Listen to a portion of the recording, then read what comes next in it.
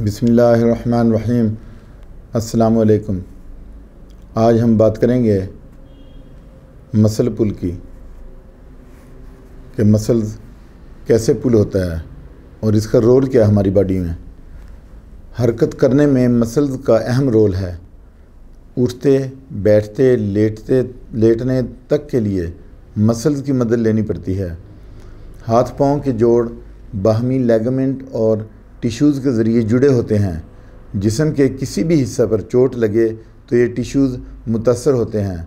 सीना, कमर, बाजू, टांग में दर्द इन्हीं के निज़ाम में नक्स पैदा होने की वजह से होता है। पिंडलियों में दर्द भी मसल्स और टिश्यू में अकड़न और जकड़न की वजह से होती है। काजेज़ क्या हैं?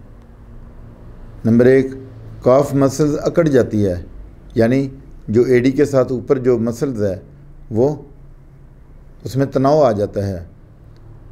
दूसरी बात, हाथ पांव और पिंडलियों में अकड़न मुनासिब ऑक्सीजन और खून की सप्लाई ना मिलने की वजह से भी होती है। तीसरी बात, इनमें लैक्टिक एसिड डिपॉजिट होने की वजह से भी दर्द होती है, यानी लैक्टिक एसिड इनमें जमा हो जाता है। फिर उसके बाद शुगर के मरीज़ और मोटे लोगों में मसल पुल होने के चांसेस ज़्यादा होते हैं। उसके बाद कैल्शियम की कमी की वजह से भी दर्द होती है और खिंचाव की वजह से अकड़न होती है। एकदम वज़न उठाने की वजह से भी मसल पुल हो सकता है।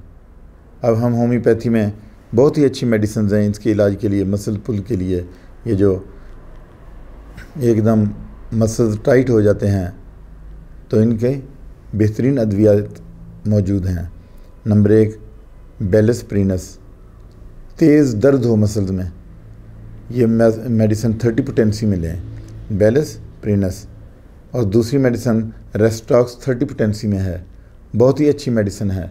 अगर वज़न उठाने से आपके मसल्स पुल हो जाते हैं। उसके बाद आर्निका है, जो ब्लड सर्कुलेशन को भी ठीक करती है। आर्निका 30 पोटेंसी में, ये ब्लड की सर्कुलेशन को भी ठीक करती है। फिर उसके बाद एक और मेडिसिन है रूटा 30, ये हड्डियों और मसल्स को मेंटेन करने में बहुत ही अहम मेडिसिन है। उसके बाद एक शवाबे कंपनी की अल्फ़ा एमपी ड्रॉप्स हैं। अल्फ़ा एमपी ड्रॉप्स बहुत ही अच्छी मेडिसिन है। और उसके बाद मैगफास्ट 30 पोटेंसी में, जो जिसमें तशन्नुज की कैफियत हो, तो मैगफास्ट 30 बहुत ही अच्छी मेडिसिन है। इसके साथ ही आपसे इजाज़त चाहता हूँ। अल्लाह हाफ़िज़।